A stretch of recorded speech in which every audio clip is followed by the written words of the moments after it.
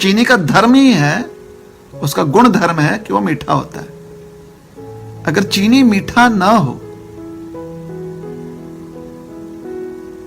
तो फिर चीनी चीनी नहीं रह गया ना। शक्कर, साखर, चीनी चीनी नहीं रह गया। तो जब सोचिए किसी पराठे में या किसी जो भी आपने सेवई बनाया हो, खीर बनाया हो, उसमें अगर चीनी नहीं है तब हम कहते हैं कि वो सेवई मीठा नहीं है। तो चीनी की अनुपस्थिति में हम कहते हैं कि मिठास नहीं, मीठा नहीं है। मीठा नहीं होना ये अपने आप में अस्तित्व नहीं है। चीनी जो है कहीं पर है, लेकिन उसका हमने प्रयोग नहीं किया। खीर जब बनाए तो खीर में उसका प्रयोग नहीं किया गया चीनी का, तो चीनी जो है कहीं अपनी सीसी में रह गई, तो वहीं पर रह गई, यहां पर नहीं है। तो जब हम कहते हैं कि मीठा नहीं है, इसका अर्थ है इस पदार्थ में चीनी नहीं है, कहीं और है। बात समझ में आ रही है? तो किसी चीज का नहीं होना, इससे अस्तित्वहीन नहीं होना यह सिद्ध नहीं होता। किसी चीज का नहीं होना अर्थात यहां पर नहीं है क्योंकि कहीं और पर है, वहां से यहां पर नहीं लाई गई वो चीज। तो अस्तित्व ये जीवन का सत्य है।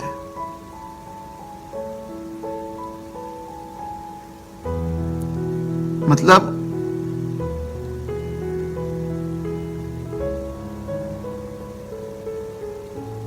किसी चीज के होने पर ही उसके नहीं होने का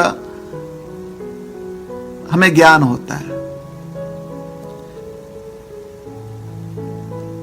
कोई चीज नहीं है, किसी का अस्तित्व नहीं है, तो उसका कोई ज्ञान नहीं हो सकता हमें, क्योंकि वो है ही नहीं ना अस्तित्व में।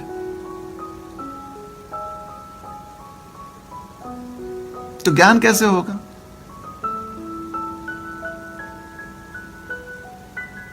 या अंग्रेजी में समझाया जाए तो नेगेटिव कोई चीज के से कुछ हमें समझ में नहीं आता, पॉजिटिव से हमें समझ में आता है कि अगर कुछ पॉजिटिव है, सकारात्मक है, तो हमें बात समझ में आती है कि सकारात्मक क्या, नकारात्मक क्या है। लेकिन अगर कोई चीज नकारात्मक है तो उससे कुछ नहीं समझ में आता, क्योंकि नकारात्मक अर्थ होता है उसका अस्तित्व ही नहीं है।